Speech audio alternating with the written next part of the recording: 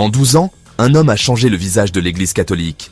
Mais saviez-vous que ses actions ont aussi influencé des chefs d'État, des militants écologistes et même des athées? Aujourd'hui, découvrez les 5 moments clés de son pontificat qui ont marqué l'histoire. Et attention, le Niger 3 va vous surprendre. Le pape François, c'est bien plus qu'un chef religieux. C'est un révolutionnaire silencieux. Dans cette vidéo, vous allez découvrir 1. Comment il a redéfini la mission de l'Église envers les pauvres. 2. Ses prises de position choc sur l'écologie qui ont inspiré des millions de personnes.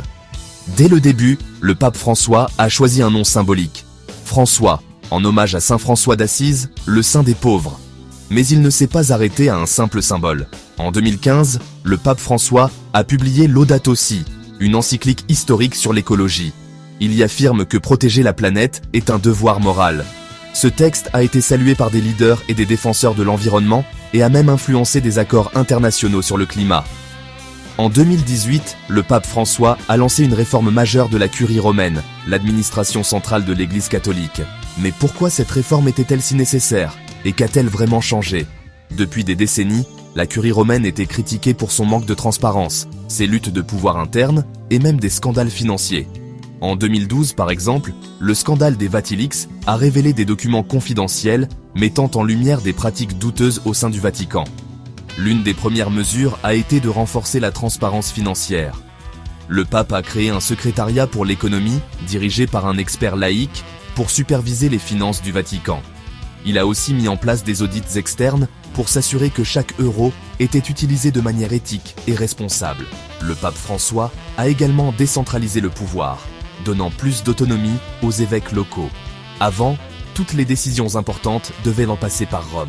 Un autre volet crucial de la réforme a été la lutte contre les abus sexuels dans l'Église. Le pape a renforcé les procédures pour enquêter sur les accusations et il a insisté pour que les responsables rendent des comptes, même s'ils occupèrent des postes élevés. Enfin, le pape a modernisé les structures de la Curie, fusionnant certains dicastères, les ministères du Vatican, pour éviter les doublons et améliorer l'efficacité. Il a aussi nommé plus de femmes à des postes de responsabilité, une première dans l'histoire récente de l'Église.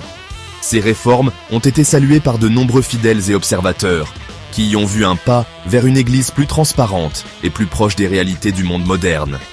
Mais elles ont aussi provoqué des résistances, notamment parmi les traditionalistes, qui craignent que ces changements ne diluent les traditions séculaires de l'Église. Aujourd'hui, l'impact de ces réformes se fait sentir. Le Vatican est plus transparent, les abus sont traités avec plus de sérieux, et l'Église semble plus connectée aux réalités du monde. Le pape François a aussi brisé les tabous en appelant à l'inclusion de tous, même ceux que l'Église a longtemps marginalisés. En 2016, il a déclaré « Qui suis-je pour juger ?» Une phrase simple, mais qui a fait le tour du monde et redéfinit le dialogue entre l'Église et les communautés LGBTQ+. Enfin, le pape François a choisi de briser les codes pour toucher le cœur du monde.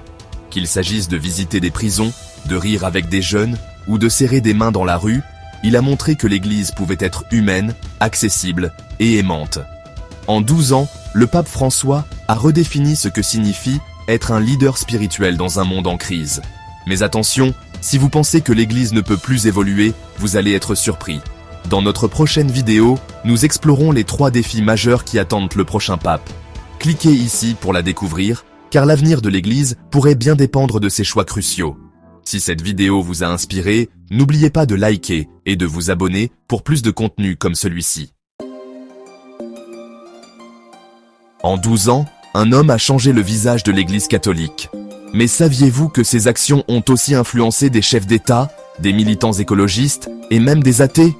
Aujourd'hui, découvrez les 5 moments clés de son pontificat qui ont marqué l'histoire. Et attention, le Niger 3 va vous surprendre. Le pape François, c'est bien plus qu'un chef religieux. C'est un révolutionnaire silencieux. Dans cette vidéo, vous allez découvrir. Dès le début, le pape François a choisi un nom symbolique, François, en hommage à Saint François d'Assise, le saint des pauvres. Mais il ne s'est pas arrêté à un simple symbole.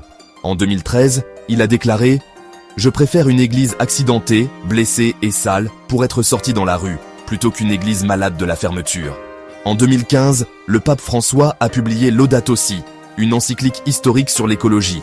Il y affirme que protéger la planète est un devoir moral. Ce texte a été salué par des leaders et des défenseurs de l'environnement, et a même influencé des accords internationaux sur le climat.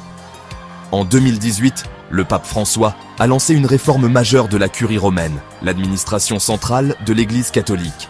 Mais pourquoi cette réforme était-elle si nécessaire et qu'a-t-elle vraiment changé?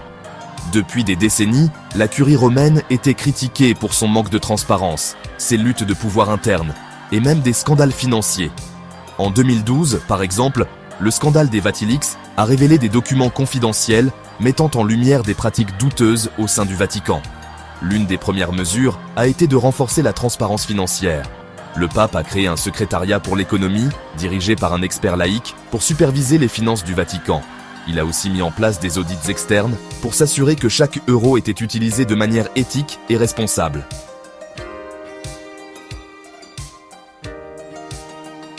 Le pape François a également décentralisé le pouvoir, donnant plus d'autonomie aux évêques locaux. Avant, toutes les décisions importantes devaient passer par Rome. Désormais, les diocèses du monde entier ont plus de liberté pour répondre aux besoins spécifiques de leur communauté. Un autre volet crucial de la réforme a été la lutte contre les abus sexuels dans l'Église. Le pape a renforcé les procédures pour enquêter sur les accusations et il a insisté pour que les responsables rendent des comptes, même s'ils occupèrent des postes élevés. Enfin, le pape a modernisé les structures de la Curie, fusionnant certains dicastères, les ministères du Vatican, pour éviter les doublons et améliorer l'efficacité. Il a aussi nommé plus de femmes à des postes de responsabilité, une première dans l'histoire récente de l'Église.